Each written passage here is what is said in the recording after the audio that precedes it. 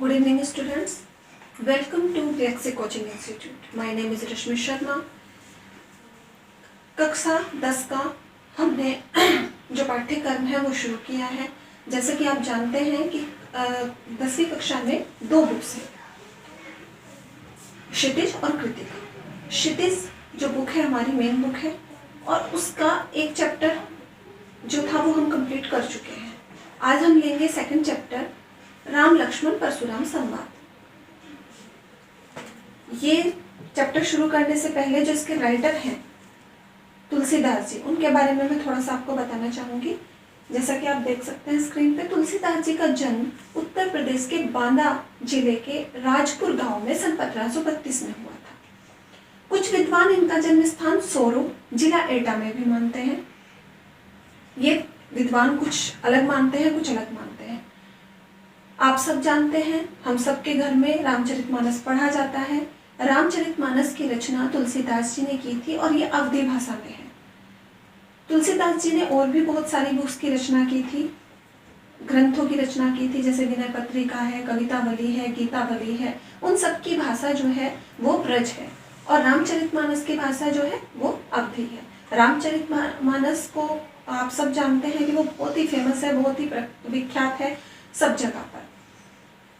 यहाँ पर रामचरितमानस में आप जैसे कि जानते हैं 7 कांड है और सबसे पहला कांड है बालकांड. बालकांड में उस समय का वर्णन है. बाकी पहले तो रामचंद्र जी के पूरे बचपन के बारे में है. फिर वो है कि यहाँ पर जो शुरू होता है इस चैप्टर में कि राम जी जो है वो विश्वामित्र जी के साथ जनकपुर जाते हैं और वहाँ पर वो स्वयंवर में भाग लेते हैं और जो शिव जी का धनुष होता है वो तोड़ देते हैं. अब जैसे ही धनुष टूटता है तो परशुराम जी जो हैं वो तपस्या में लीन हैं, पर्वत पर बैठे हुए हैं. उनको एकदम से पता चलता है, क्योंकि वो ऋषि थे, बहुत ज्ञानी थे, कि शिव जी का धनुष टूट गया है. तो वो बहुत ज़्यादा क्रोधित हो जाते हैं. वैसे भी परशुराम जी अपने क्रोध के लिए बहुत ज़्यादा फेमस थे, प्रसिद्ध थे. तो वो तुरंत जनकपुर पहुँचते हैं और वहाँ पर सभा में जाकर वो पूछते हैं कि कौन है जिसने ये जो धनुष है वो तोड़ा है. तो यहाँ पर इन पंक्तियों में उसी चीज का वर्णन किया गया है. नाथ शंभु धनु भंज निहारा, नाथ शंभु धनु भंज निहारा, होई के एक दास तुम्हारा. आयसु कहा कहे किन मोही, सुनि रिसाए बोले मुनि कोही. जब परशुराम जी अंदर आते हैं, प्रवेश करते हैं राजमहल में, बहुत गुस्से में बोलते हैं कि कौन है वो, मेरे सामने लेकर आओ जिसने धनुष तोड़ा. तो रामचंद्र जी, लक्ष्मण जी खड़े होते हैं तो वो हाथ जोड़कर कहते हैं, नाथ शंभु धनु भंज निहारा. शंभु धनु मतलब शंभु का धनु तोड़ने वाला, भंज निहारा तोड़ने वाला. कि हे नाथ, हे ऋषि, शंभु यानी शिव शंकर का धनुष तोड़ने वाला और कौन हो सकता है? कोई आप ही का दास रहा होगा, आप ही का दास होगा. आय सु कहा कहे किन मोही, सुनि रिसाए बोले मुनि कोही. और आप किस कारण से यहाँ आए हैं और क्यों इतना गुस्सा कर रहे हैं? क्या वजह हो गई है? रिसाई मीन्स क्रोध करना. क्यों इतने क्रोधित हैं? सेवक जो, फिर परशुराम जी बोलते हैं, सेवक जो करे सेवकाई, अरे करनी करी करहि लड़ाई. सुनऊ राम जहि शिव धनु तोरा, सहस बाहु समसो रिपु मोरा. सेवक वो होता है जो सेवकाई करे, जो सेवा करे, उसको सेवक कहते हैं.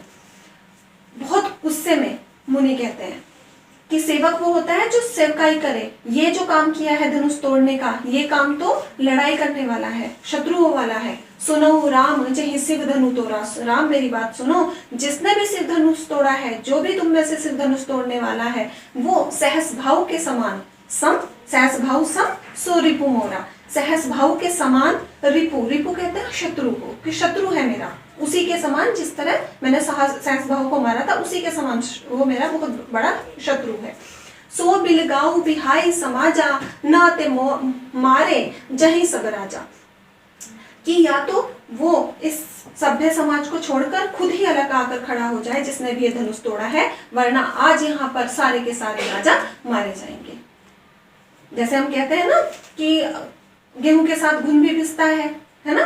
तो वैसे ही अगर तुम लोग नहीं बताओगे कि तुम में से किसने धनुष तोड़ा है, तो सारे के सारे मारे जाएंगे. बहु धनु तोरी लड़काई, कबू न असी रिस कीन गुसाई। सो बिल गाँव सुनी मुनि वचन लखन मुस्काने, बोले परशु धरई अवमाने। जब ऐसे वचन परशुराम जी कहते हैं तो उनके वचन सुनकर लखन जो है, लक्ष्मण जी जो है वो मुस्कुराने लगते हैं। बोले परशु धरई अवमाना, तो वो कहते हैं कि एक ऋषि मुनि को इतना अवमान, इतनी जो अपमान करना किसी का, वो शोभा नहीं देता। बहु धनु तोरी लड़काई, कभू ना असी रिस कीन गुसाई, कि बचपन में हमने बहुत सारे धनुष तोड़े हैं, पता नहीं कितने धनुष हमने तोड़ दिए हैं, तो तब तो किसी कोई ऋषि मुनि नहीं आया लड़ने के लिए, किसी को इतना क्रोध नहीं हुआ। यही धनु पर ममता के ही हेतु, सुनी रिसाई कह भृगुकुल केतु, कि हे मुनि, हे ऋषि भगवान, कि इसी धनुष पर इतनी ममता किस लिए? क्या ये कोई स्पेशल बात है कि इसी धनुष पर आपकी इतनी ममता है? बचपन में इतने धनुष तोड़े, तब तो आप कभी नहीं आए। सुनी रिसाई कह भृगुकुल हेतु, यह सुनते ही जो भृगुकुल में परशुराम जी का जन्म हुआ था, तो इसलिए यहाँ पर भृगुकुल केतु परशुराम जी के लिए संबोधन दिया गया है। तो भृगुकुल केतु यानी परशुराम जी कहते हैं, रे नृप बालक काल बस, बोलत तो ही न संभार, धनु सम त्रिपुरा धनु, विदित सकल संसार। कि हे नृप बालक, नृप कहते हैं राजा को, राजा के बेटे, काल बस, बोलत तो ही न संभार, कि तुम जो हो काल के वश हो गए हो, यानी तुम्हारी मृत्यु निकट आ गई है, इसलिए तुम सोच समझ कर बात नहीं करते। धनु हुई सम त्रिपुरा धनु, विदित सकल संसार, जो छोटे छोटे धनुष होते हैं उनकी तुलना तुम त्रिपुरारी के धनुष से कर रहे हो, शिव शंभु के धनुष से कर रहे हो। तुम्हें इतना नहीं पता कि ये विश्व विख्यात धनुष है? लखन कहा हंसी हमरे जाना, सुनो देव सब धनुष समाना। लखन बोलते हैं कि हे प्रभु, मैंने तो आज तक यही सुना है, जो मेरा ज्ञान है, मेरी समझ है, वो तो यही कहती है कि सारे देवताओं के सब धनुष एक ही जैसे हैं, सब एक समान है। का छति लाभ जनु धनु तोरे, देखा राम नयन के भोरे। इस पुराने जनु का मीनिंग है यहाँ पर, जनु का जो अर्थ है वो है पुराना, और धनु का धनुष। तो का छति, छति मीन्स हानि, इस पुराने धनुष के टूटने से किसी का क्या हानि और क्या लाभ। देखो राम नयन के भोरे, और श्री राम जी ने तो इसे नए के धोखे में देखा था, उन्होंने तो ये सोचा कि ये शायद कोई नया धनुष होगा। छुअत टूट रघुपति न दोसु, मुन विधि काज करऊ कतरोसु। हे प्रभु, उनके तो छूटते, जैसे ही उन्होंने इसको छुआ वैसे इसके टुकड़े टुकड़े हो गए, तो इसमें श्री राम जी का तो कोई दोष नहीं है। आप बताइए किस कारण आप इतना गुस्सा कर रहे हैं, किस कारण इतने क्रोधित हो रहे हैं। बोले चिते परसु की ओरा, रे सट सुने ही सोभौ न हो मोरा। इतना सुनते ही परशुराम जी क्रोधित होकर बोलते हैं कि तूने मेरे हाथ में, जो परशुराम जी एक फरसा रखते हैं हाथ में, वो कुल्हाड़ी की तरह का एक यंत्र होता है, तो उसको उसकी तरफ देख के कहते हैं कि रे सट रे मूर्ख, सुनई सोभौ न मोरा, कि तूने मेरा स्वभाव नहीं सुना। बालको बोली बधो नहीं तोई, केवल मुनि जड़ जानई मोई। बालक, तू सिर्फ मुझको केवल मुनि ही समझ रहा है, कि तूने सिर्फ मुझे मुनि ही समझा है, तुझे ये नहीं मालूम बाल ब्रह्मचारी अति को क्रोधी, विश्व विदित क्षत्रिय कुलद्रोही, कि मैं बाल ब्रह्मचारी हूँ और अति क्रोधी हूँ, बहुत ज्यादा क्रोध आता है मुझे, विश्व विदित और विश्व भर में विख्यात हूँ, अक्षत्रिय कुल द्रोही हूँ, कि मैंने जो क्षत्रिय कुल है उसका दुश्मन हूँ, मैं शत्रु हूँ हमेशा से। और कितनी ही बार भुजबल भूमि भूप बिनु कीनी, कि अपनी भुजाओं के बल से, अपनी भुजाओं को दिखाते हुए कहते हैं कि अपनी इन्हीं भुजाओं के बल से पता नहीं कितनी बार मैंने इस धरती को राजाओं से रहित कर दिया। विपुल बार मही देवन दीनी, मही देवन का मीनिंग यहाँ पर ब्राह्मण से है, कि कितनी ही बार मैंने ब्राह्मणों को, अक्षत्रियों को सबको मारकर, कुल सबके हटाकर, और ब्राह्मणों को इसको दान में दे दिया है। सहस भाव बुझ छेद निहारा, परसु बिलो की महीप कुमारा। और सहस भाव को, इस परसे को देख रहे हो, इसी से मैंने सहस भाव के टुकड़े टुकड़े कर दिए थे, इसी के नाम से मुझे परशुराम कहा जाता है। तो हे महीप कुमारा, हे राजा के पुत्र, तुम मुझे सिर्फ एक छोटा सा ऋषि मुनि मत समझो।